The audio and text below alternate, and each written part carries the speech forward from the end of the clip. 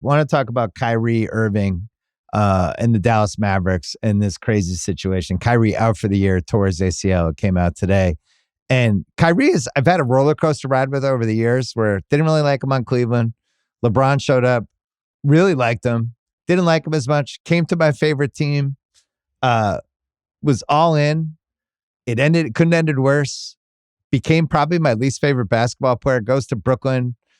That goes terrible, goes to Dallas. You guys are so stupid. And then over the last 2 years or last maybe year and a half, I really grew to like him as a basketball player. I liked how he talked about everything, how he took some responsibility. It was like everything I wanted from an athlete. I really liked watching him, and I grew to respect and like him as a player.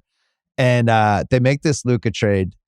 It is the least popular, most shocking, most indefensible trade in the history of the league. It's getting worse by the day. The fans are just so angry. They are like scorn lovers multiplied by 100. They raised the season ticket prices this week. Everybody goes nuts again. This is the angriest fan base that we've had in a while. And here's Kyrie, who's, by the way, they're putting crazy minutes on him. He's in the 2010 draft or 2011 draft. He's been in the league for a while. He's a point guard. He's playing the last 6 weeks, 38.7 minutes, which led the league. So they're throwing this huge burden on a guy who hasn't exactly been Cal Ripken Jr. And they're talking about how they rebuilt themselves. This was about a title window.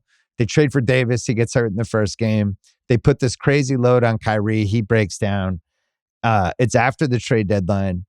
They have their first round pick next year. And what we've seen with this injury over the years is it's almost a 2-year injury. You lose the guy this year, but even when he comes back, we saw this happen with Jamal Murray in Denver. They're not, either they don't come back the season after, or when they come back, they're not, not the same person. So you almost have to think you lose a year and a half. They don't have control of their own pick from 27 to 30. And on top of this, they have to watch Luka, who's already rejuvenated. You can see it. Who, when we talk about face of the league, like Luka on the most famous basketball franchise we have, all due respect to the Celtics. You can watch the Celtic City documentary, but the Lakers, I think, are the premier franchise in the league. The Celtics are the most successful. The Lakers are in LA. They've had the most stars.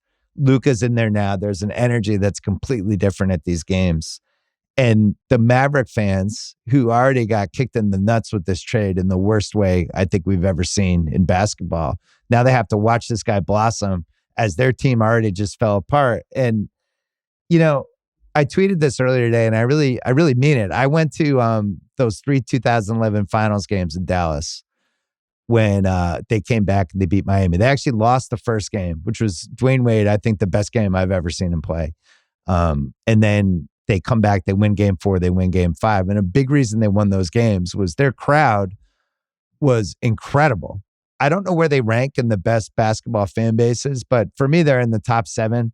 And, I used to love the Warriors fan base even before the Curry stuff happened. There's the Knicks, no matter how bad the teams were. If you went to a game and they liked the team, it was just a great place to see a game. You could feel the love. And I really feel like the Dallas fans, everything they had built from 1980 on, had gotten to that level. They really loved this team.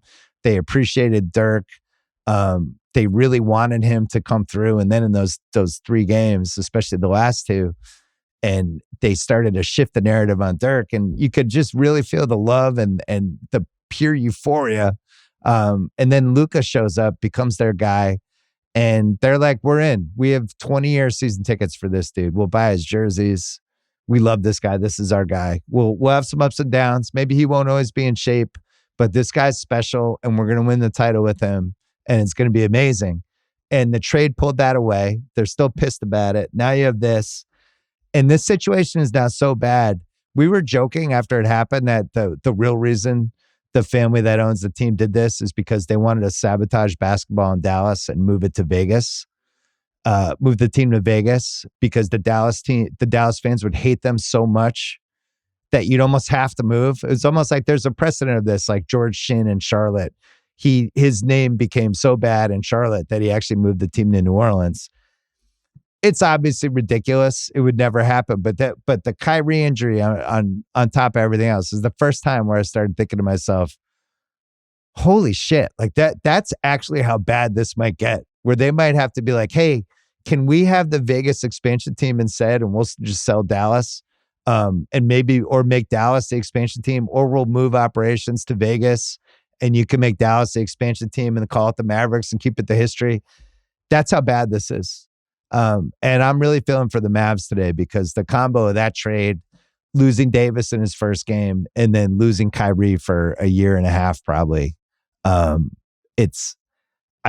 honestly can't think of another NBA situation like this where a fan base has taken in the teeth like this. So shout out to them. I think it's a sad basketball day because Kyrie was playing great. I loved watching him. This really feels like this kills the Mavericks now for the rest of the decade. This episode is brought to you by Nissan. If you're planning on an adventurous 2025, you're going to need a car that can keep up with you and conquer anything in your path. The Nissan Armada Pro 4X is that car, with a twin-turbo V6 engine ready to propel your adventures up to 8,500 pounds of towing capacity to haul all your favorite toys, and space for 8 passengers.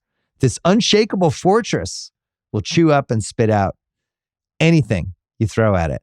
Learn more at the all-new 2025 Nissan Armada at nissanusa.com. Towing capacity varies by configuration. See Nissan Towing Guide and Owner's Manual for additional information. Always secure cargo.